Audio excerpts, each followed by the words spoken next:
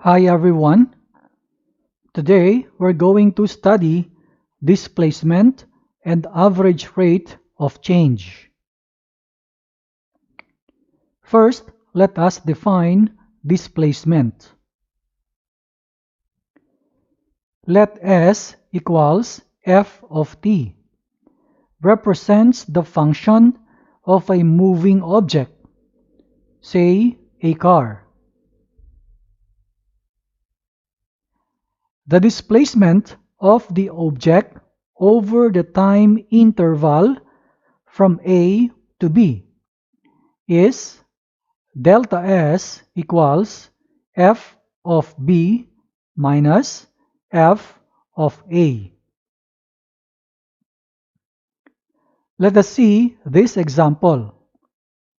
Find the body's displacement for the function S equals t squared minus 3t plus 2 given time interval where t is from 0 up to 2.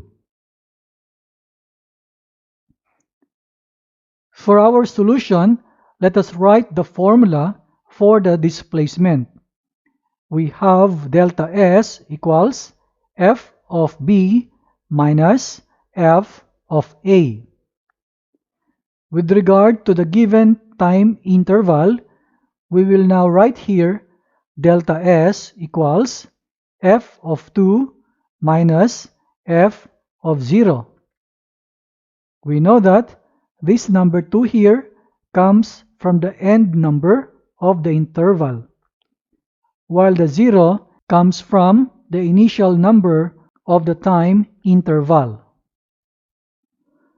Now, let us evaluate f of 2 and f of 0 given this function here. Let's begin with f of 2. So we have 2 squared minus 3 times 2 plus 2. Simplifying further, we have this 2 squared to be 4 minus 3 times 2 is 6, then plus 2. So 4 minus 6 plus 2 is equal to 0. Next, let us evaluate f of 0. So we have 0 squared minus 3 times 0 plus 2.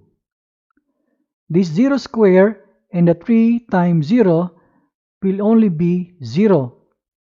So our f of 0 is equal to 2. Let us substitute the corresponding values in here. So our delta S now becomes 0 minus 2. And our final answer is negative 2. This is our delta S, and this is the displacement in this problem.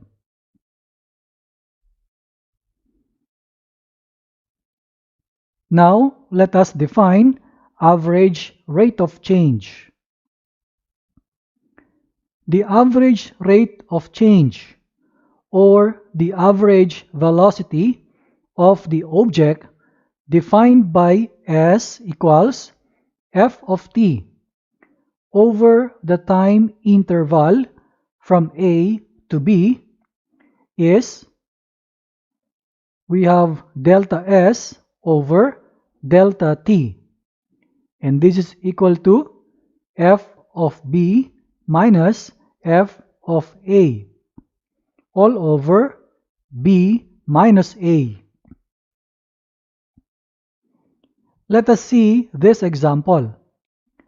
Find the average rate of change for the function f of x equals x cubed plus 1, given time interval from 2 to 3. For our solution, let us write the formula of the average rate of change. With regard to the given function here, we will write here delta y over delta x is equal to f of b minus f of a all over b minus a. With regard to the given time interval, we will write here now f of 3 minus f of 2 all over 3 minus 2. Let us now evaluate the f of 3 and f of 2 respectively with regard to the given function here. Let's begin with the f of 3, and this is equal to 3 cubed plus 1. This 3 cubed is equal to 27, and then plus 1, so the final answer is 28 for the f of 3. For the f of 2, this is equal to 2 cubed plus 1. Our 2 cubed is equal to 8, then plus 1, and the answer is 9 for the f of 2.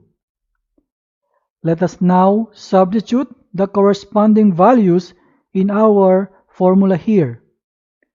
So the f of 3 now becomes 28 minus the f of 2, which is 9, all over the 3 minus 2 is simply 1. 28 minus 9 is equal to 19.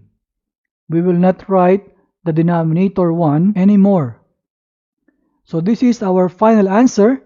This is the average rate of change for the given function. I hope you learned something from this video. See you again next time.